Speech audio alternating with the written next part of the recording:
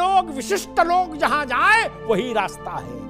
सोनिया जी आती तो भगवान राम ने तो 14 वर्ष का वनवास काटा, अयोध्या ने 550 वर्ष का। ऐसे ऐसे जहाज उतरते थे आके सफाई में, जैसे समझ लो किसी व्यस्त चौराहे पर ऑटो। नाना प्रकार की अभिनेत्रियां, अभिनेता दे दबादब से भाई भारत बन जा हो रहा था। अयोध्या पे आपत्ति है, बोले बताओ फूंक रहे पैसा, और अव्वल तो आपका पैसा नहीं हमारा। 8 दरवाजे सोने के लग रहे। मैं तो इस बात में भी प्रसन्न होता कि पूरा मंदिर स्वर्ण का। बहस करने वाले नेता कौन होते भाई?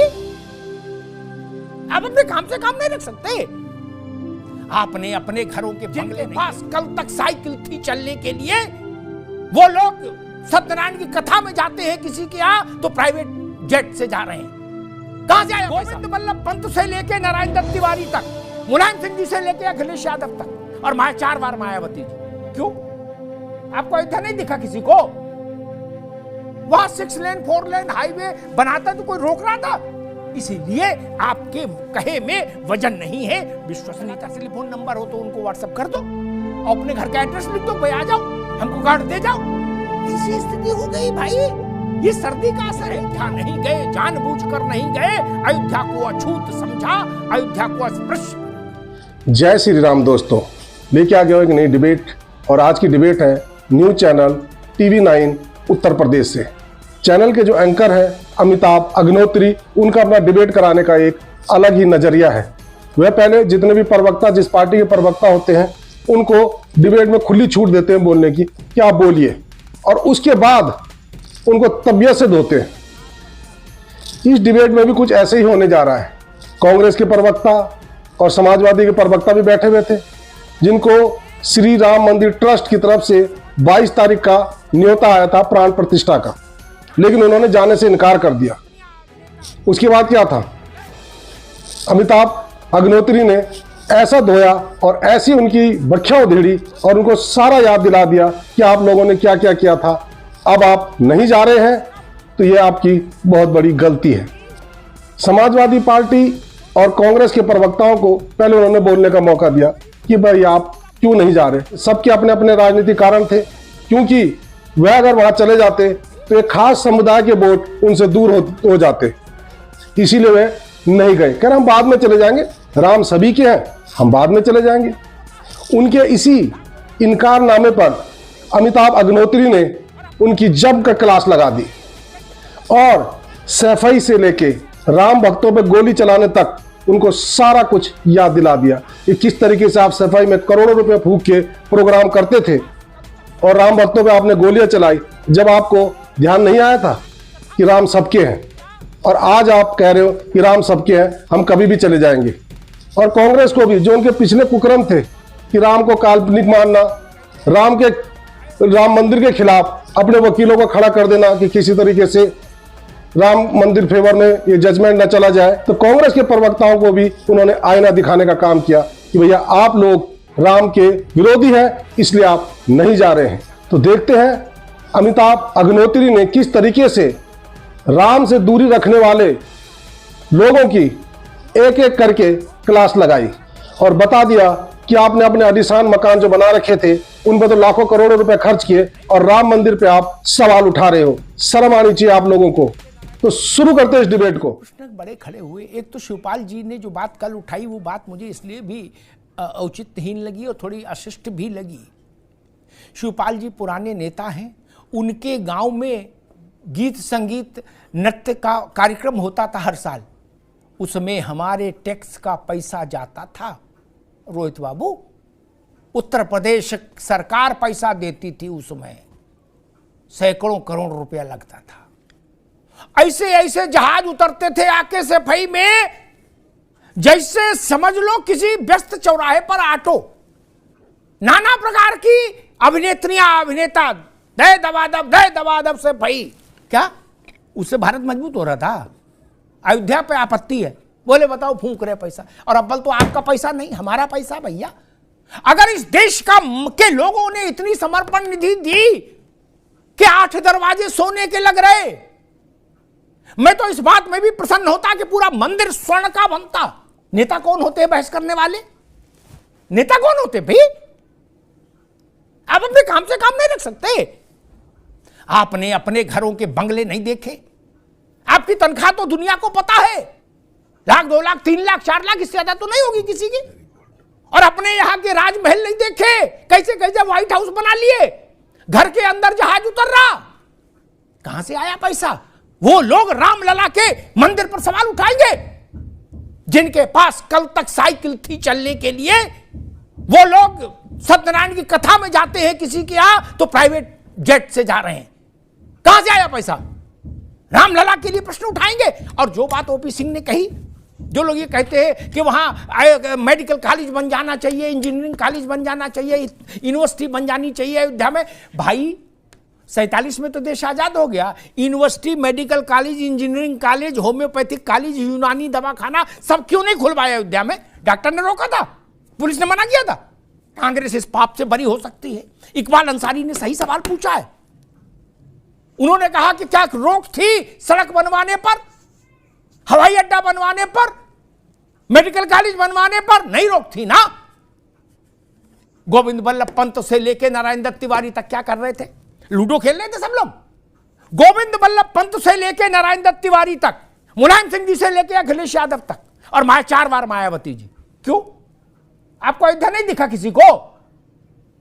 वहां 6 लेन 4 लेन हाईवे बनाता तो कोई रोक रहा था? इसीलिए आपके कहे में वजन नहीं है, विश्वसनीयता समाप्त होगी। पहले कहा न्योता आएगा, न्योता नहीं आएगा, न्योता आ गया, बोले पहचान न्योता आएगा तो जाएंगे। अब कह रहे रामलला आए बुलाएंगे तो जाएंगे। रामलला का टेलीफोन नंबर हो तो उनको व्हाट्सएप कर दो और अपने घर का एड्रेस लिख दो, भाई आ जाओ, हमको कार्ड दे जाओ। कैसी स्थिति हो गई भाई? ये सर्दी का असर है क्या? कैसे कैसी बातें बोल रहे हो सब लोग? ये तर्क ठीक नहीं है। अब अजय राय का सरयू में कूद पड़ना 15 तारीख को सुबह, और हम कह रहे वो 6 घंटा भी सरयू में लेटे रहे, तब भी उसका कोई मैसेज नहीं जाएगा। राजबाबू माफ करिएगा मुझे, क्या अजय जी को ठंड तो लग सकती, निमोनिया हो सकता है, ज्यादा नहा ले क्या, लेकिन लाभ नहीं होगा, मैसेज नहीं जाएगा। कार्यकर्ताओं के जाने आने से संदेश नहीं जाते। महाजना एन गता स पंथा, ये नहीं कहा गया कि ननकू एन गता स पंथा ना। बड़े लोग, विशिष्ट लोग जहां जाए वही रास्ता है। सोनिया जी आती तो बात बनती, खड़गे जी जाते तो बात बनती। अब पूरी नहीं, लेकिन हाँ इतनी सी बात अधीर रंजन की जाने से भी बन जाती थोड़ी सी। लेकिन अजय राय और राज भाई आपके जाने से नहीं बनेगी। आप तो भक्त आदमी हो, चाहे जब चले जाओगे। संदेश तो बड़े के जाने से बनेगा। रोहित अग्रवाल जी की जाने से भी बात नहीं बनेगी, जयंत चौधरी के जाने से बनेगी, अखिलेश जी के जाने से बनेगी। मैं तो समझ ही नहीं पा रहा। आप टीले वाली मस्जिद में जा सकते हो सालाना आधार पर, रामलला के पास नहीं जाएंगे। टीले वाली मस्जिद में कार्ड कौन देता है आपको? मैं नाम भी ले सकता हूं, लूंगा नहीं। वहां से निमंत्रण आता है ना, कौन देता है? आदमी देता है ना कोई कार्ड। क्या ऊपर से आता है कार्ड? नहीं ना राज भाई, ऊपर से तो नहीं आता। वहां जा सकते हैं उनके बुलाए पे, लेकिन रामलला डायरेक्ट चाहिए। बोले नो, तीर्थ क्षेत्र न्यास नहीं चलेगा। फिर बोले भाई भैया फिर क्या चलेगा? बोले डायरेक्ट रामलला को लाओ। रामलला वहां रिसेप्शन पे जाके खड़े हो कार्ड देने के लिए, अर्जी लगाएं कि मिलना है। बोले बैठ जाओ, अभी बताएंगे कब अंदर जाओगे। कैसी बातें बोल रहे हो? अभी इतनी तो हर साल इतनी ठंड पड़ती है, इस साल को ज्यादा तो नहीं पड़ी कि ऐसी ऐसी बातें बोलने लगो सब लोग। और आज तो धूप भी निकली। वैसे मान लो शीतलहरी में हमारे को असर भी हो जाए, लेकिन अब तो ठीक है मौसम। मसला भाजपा का नहीं।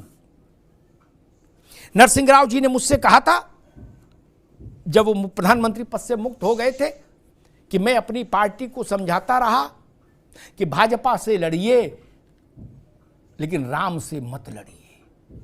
कांग्रेस ने आज फिर वही गलती की। कांग्रेस ने उस दावे को सदा के लिए छोड़ दिया कि राम हमारे भी हैं। सोनिया जी को जाने में क्या समस्या थी?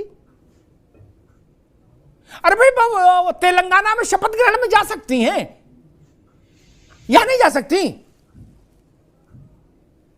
राहुल गांधी जगह जगह यात्रा कर रहे हैं, यहां नहीं जा सकते, खड़गे जी नहीं जा सकते। अभी न्याय यात्रा में चलोगे ना सब लोग, अयोध्या यात्रा नहीं कर सकते। अपनी यात्रा कर सकते हैं, राम के लिए यात्रा नहीं कर सकते।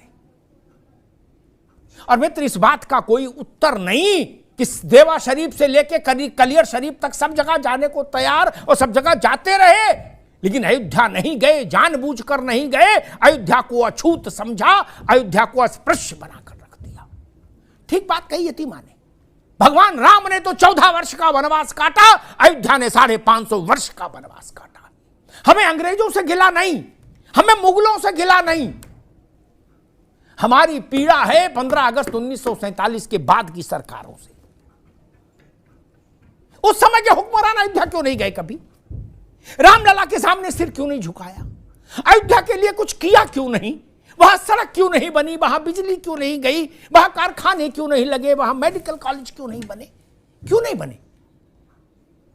इस पाप की जिम्मेदारी गोविंद बल्लभ पंत से लेके नारायण दत्त तिवारी तक कांग्रेस के खाते में जाती है कि नहीं जाती है?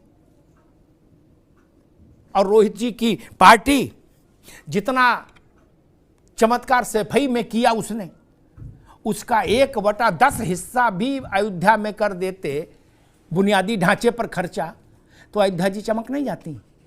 मायावती जी ने अपनी सरकारों में जैसा बादलपुर चमकाया और बादलपुर के आसपास का इलाका चमकाया, वैसा अयोध्या में नहीं कर सकती थी क्या? किसी कोर्ट का रोक तो थी नहीं किया। ये चीजें भारत को चुभती हैं मित्र।